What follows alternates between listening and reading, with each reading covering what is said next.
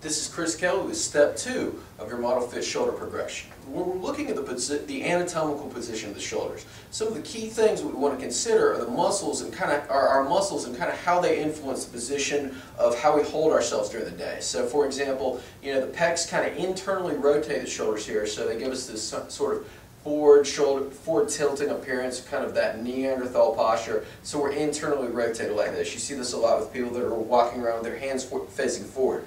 Another issue that we deal with are the lats, the outer back muscles that again kind of depress the shoulders and pull us down. And as a result, we kind of get tingling and tightness in our back, but we also get this kind of gothic shoulder appearance where our shoulders slope down like a church steeple. So what we want to do is really release the muscles that are inhibiting us here, and just, with a couple key stretches and self-massage techniques. So the first thing that you're going to want to do is get out your trusty tennis ball here, and again, you can use anything from a lacrosse ball to a tennis ball, but two areas that I want you to work on are the posterior rotator cuff and the front of the shoulder, or the pec minor. Right? To find the posterior rotator cuff, we're going to start back here. What I'm looking for you to do is just place this under your shoulder.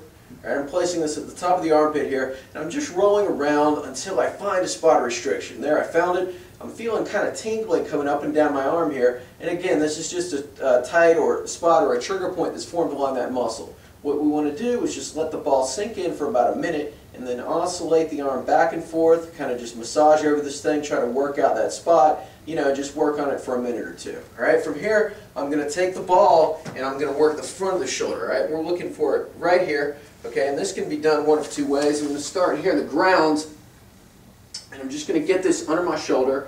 All right, roll around again until I find the spot. I found it here, and again, I'm just moving my arm up and down, working on the spot. We can also stand up, and do this into a wall, so kind of the same rules apply.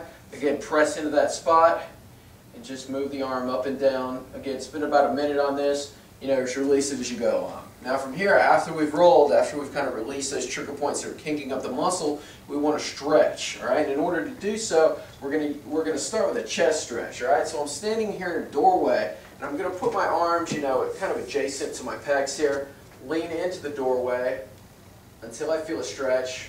I'm going to hold here for about 60 seconds, and then I'm going to adopt a second position, get my arms up high, and kind of stretch the other portion of the pecs. The pecs have what is called the sternal and clavicular head, so we want to stretch both of those things, kind of undo that internal caveman posture there.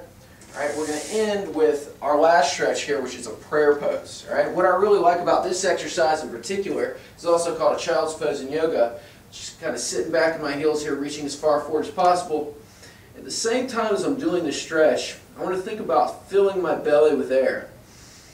Breathing into the back of my ribs and releasing. What this is doing is helping to tell my body to just loosen these muscles up, release that neurological tone, and just allow me to relax into the stretch.